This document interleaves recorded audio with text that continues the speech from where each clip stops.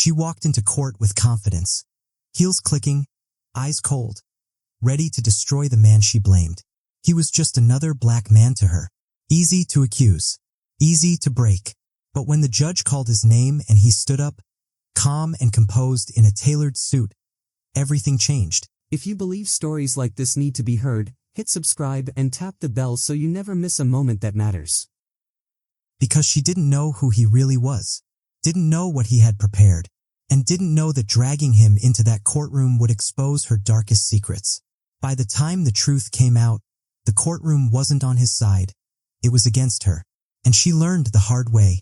You can lie in court, but not to the wrong man. Jordan West was a quiet achiever, a 36-year-old financial consultant from Charlotte, North Carolina. Jordan believed in staying out of the spotlight and letting his work speak for itself. He was the kind of man who always showed up early, dressed sharply, and spoke only when he had something worth saying. But in a world quick to judge skin before substance, Jordan knew silence didn't always keep you safe. Across town, Sabrina Lowell had a very different reputation. A real estate agent known for her ambition and her bitterness after a messy breakup. She carried grudges like trophies. When her career began to crumble under a swirl of bad reviews and missing client funds, she needed a scapegoat. And unfortunately for Jordan, he had briefly dated Sabrina months earlier. They went on 3 dates. That's it. Nothing serious. But she didn't take rejection well.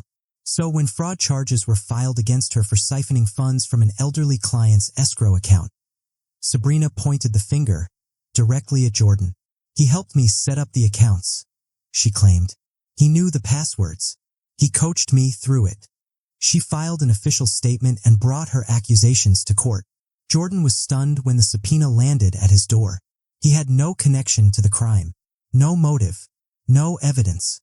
Just a bitter ex pointing and hoping a black man in a courtroom would be easy to take down. He could have panicked, but instead, Jordan hired the best defense attorney in the state. Because if she wanted a courtroom fight, she was about to find out. She brought the wrong man to the wrong battlefield. The courtroom was packed. Jordan walked in with quiet confidence. Dark suit, clean cut, calm expression. But inside, his stomach twisted. He knew the stakes. A black man falsely accused by a white woman? It didn't matter that he had receipts, emails, timestamps.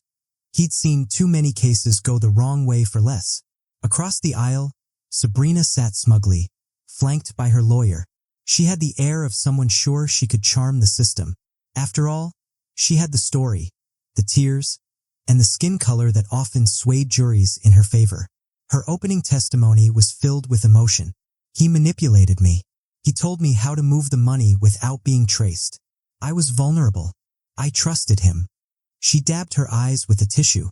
Jordan's jaw clenched. Every lie dripped with calculation. Then came Jordan's turn. His lawyer, a seasoned woman named Candace Reeves, stepped up. Let's begin with the timeline, she said. Candace presented bank statements, location data, and email logs showing Jordan was in Chicago at a financial conference the exact week the fraud occurred. 900 miles away. The audience murmured. Sabrina's expression stiffened. But Candace wasn't done. She pulled up a recorded voicemail. Hey Jordan, it's me again. I know you're ignoring my calls, but please, can we just talk? I can't believe you ghosted me after everything. The timestamp? 2 weeks after the crime Sabrina claimed they committed together. Then came the bombshell. Candace submitted an IP address log from Sabrina's home Wi-Fi. It showed her logging into the escrow accounts herself. At 2 a.m., 3 times. No VPN. No cover-up. And did my client, Mr. West, have access to your internet password? Miss Lowell? Sabrina faltered. Well, no. But he could have guessed it. It was my cat's name. A laugh rippled through the courtroom. Even the judge cracked a raised eyebrow. Candace pressed further. You said Jordan coached you. Show us a single message. One call. One shred of written instruction. Sabrina stayed silent. The pressure built. Her voice cracked. She started to backpedal, blaming stress, confusion, and just trying to do the right thing. Jordan sat still, because he knew what was coming next, and it would shatter every lie Sabrina had built. The judge leaned forward. Miss Lowell, I strongly advise you to answer the question. Sabrina's voice was barely a whisper now. I don't remember. Candace Reeves didn't flinch. No further questions, because the truth is, there never was a plan. You were caught, scared, and you reached for the easiest excuse. Candace turned to the jury. And you chose him. The man society is conditioned to suspect. Silence. Then, Judge Hendricks looked at Sabrina's attorney. Would the defense like to cross-examine? The man stood slowly, adjusting his tie. Your Honor, the plaintiff would like to withdraw all accusations. Gasps echoed through the courtroom. The judge's gavel slammed. Order. Jordan blinked. Withdrawn? Just like that? The judge narrowed his eyes. Is this a strategic maneuver or an admission that these claims were unfounded? The lawyer cleared his throat. Miss Lowell was under emotional distress when she filed. Upon further review, she acknowledges inconsistencies in her account. Inconsistencies. Candace muttered under her breath. That's what they're calling it now. The judge turned to Jordan. Mr. West, you are free to go. Charges dismissed with prejudice. But he wasn't done. Miss Lowell, you are now under investigation for perjury and obstruction of justice. Sabrina's face crumbled. The smugness, the arrogance, it vanished in a second. She stood, trembling, as court officers approached. One leaned in. Ma'am, please come with us. Jordan didn't smile. He didn't gloat. He simply looked at her one last time and whispered, You picked the wrong man. And she knew it. The courtroom buzzed, and news crews outside caught everything as Sabrina was escorted out in handcuffs. In a world where false accusations had ruined lives, this time, truth won.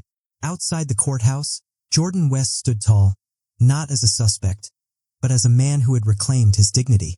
The viral footage of Sabrina's arrest spread like wildfire, turning public opinion against weaponized lies. Jordan didn't celebrate her downfall.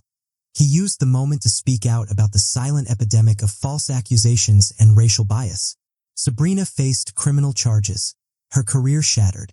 Meanwhile, Jordan was invited to speak on national panels about justice reform. His name had been cleared, but more importantly, his voice was finally heard. Because this time, the system didn't just listen, it corrected itself.